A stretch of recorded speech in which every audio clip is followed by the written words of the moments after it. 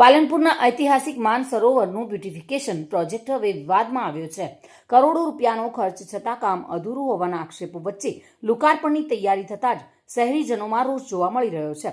બનાસકાંઠાના પાલનપુરની ઓળખ ગણાતું ઐતિહાસિક માન સરોવર, જે ક્યારેક નવાબ સાહેબે માનબાઈની યાદમાં બનાવ્યું હતું, તે હવે બ્યુટિફિકેશનના કામને લઈને ચર્ચામાં છે.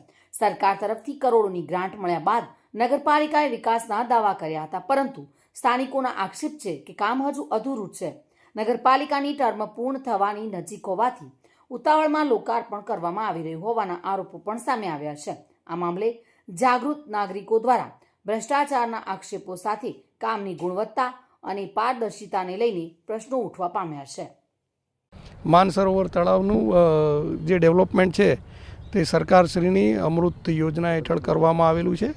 લગભગ 7 કરોડ જેટલી રકમથી આના વિકાસની કામગીરી કરવામાં આવી છે. આપ જોઈ શકો છો, આ જગ્યાએ પહેલાં ગંદકી અને દબાણ થયેલા હતા. નગરપાલિકાએ તમામ વિરોધોનો સામનો કરી અને આની વિકાસની કામગીરી પૂરી કરેલી છે. આજ રોજ રાજ્ય કક્ષાના મંત્રી શ્રી શહેરી વિકાસ અને શહેરી ગૃહ નિર્માણના મંત્રી શ્રી દર્શનાબેન આજે આવવાના છે. સાંજે એમના હસ્તે આ જગ્યાનું લોકાર્પણ થવાનું છે અને આજથી લોકો માટે, જાહેર જનતા માટે આ તળાવ ખુલ્લું મૂકવામાં આવશે. કામગીરી સાહેબ પૂર્ણ થઈ ગઈ કે બાકી છે? કામગીરી પૂર્ણ થઈ ગઈ છે, પણ હજુ આમાં બીજા આગામી સમયમાં જુદા જુદા કામો કરવામાં આવશે. જેમાં એક સીસીટીવીનું મ્યુઝિકલ સિસ્ટમ, એક ઓડિટોરિયમ જેવું બનાવવાનું છે, અહીંયા પોડિયમ જેવું કરવાનું છે. એટલે જરૂરિયાત મુજબ અને લોકોની જે માગણી આવશે તેને ધ્યાને રાખી અને લોક સુખાકારી માટે જરૂરિયાત મુજબના સાધનો તથા વિકાસની કામગીરી કરવામાં આવશે. સાહેબ, પાલનપુરનું ઐતિહાસિક કે માન સરોવર હતું, પરંતુ આજે અહીંયા એવું લાગે છે કે માન સરોવર એક બગીચો છે. પાણી તો બગીચો અને તળાવ પણ છે. આપ જોઈ શકો છો, તળાવ છે અને વરસાદ આવશે એમાં તળાવમાં પાણી ભરાતું જ હોય છે. તે સિવાય નગરપાલિકાએ જ્યારે વરસાદ ના હોય તે સમયે ભરાય પાણી, એ માટે પણ જરૂરી આયોજન કરેલું છે ને આગામી સમયમાં એ કામગીરી પણ પૂરી થશે. કામ પૂરું કરાયા પહેલાં લોકાર્પણ નથી, કામ થઈ ગયું છે. આપના મત પ્રમાણે કામ પૂરું નથી થયું, પણ જે ગંદુ પાણી નથી અત્યારે, જે ગટરનું પાણી, જે અત્યારે જે તે વખતનું પાણી, ગટરનું પાણી જે પહેલાં ભૂતકાળમાં આવતું હતું તે બંધ કરી અને નગરપાલિકાએ વિકાસની કામગીરી કરી છે.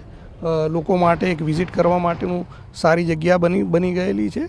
અને જે અધૂરી કામગીરી છે, આપ કયા પોઈન્ટ ઓફ વ્યૂથી કહો છો તે બહુ ક્લિયર થતું નથી, પણ જે યોજનામાં જે ડીપીઆરમાં જે કમ્પોનન્ટ્સ હતા તે મુજબની કામગીરી પૂરી કરવામાં આવેલી છે. માન સરોવરને ખુલ્લા મૂકવાની જે પ્રક્રિયા છે એને લઈને આપણે વાત કરીએ તો પાલનપુરના 2 મુખ્ય તળાવો માન સરોવર અને ગોબરી તળાવ. તો માન સરોવર એ ઐતિહાસિક મહત્ત્વ ધરાવે છે.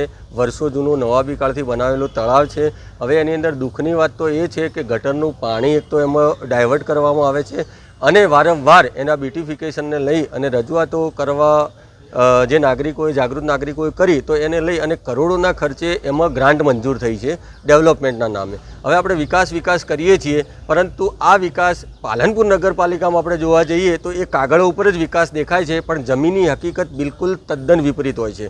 તો નાગરિકોને હું એટલું જ કહેવા માગું છું કે તમે ત્યાં રૂબરૂ જોઈ આવો અને જે ગ્રાન્ટ મંજૂર કરી છે એનો આંકડો જે છે આટલા કરોડોમાં, એ પ્રમાણે ગુણવત્તાયુક્ત કામ થયું છે કે કેમ, કે પછી એ રૂપિયાઓનો વહીવટ થયો છે. તો એ તમારી મારી તમામની જવાબદારી છે. ખાલી ખુલ્લું મૂકી કાર્યક્રમો કરી અને વાહવાહી લૂંટવાથી વિકાસ નથી થતો. વિકાસ માટે આપણો માયલો અને ઈચ્છાશક્તિ જોઈએ.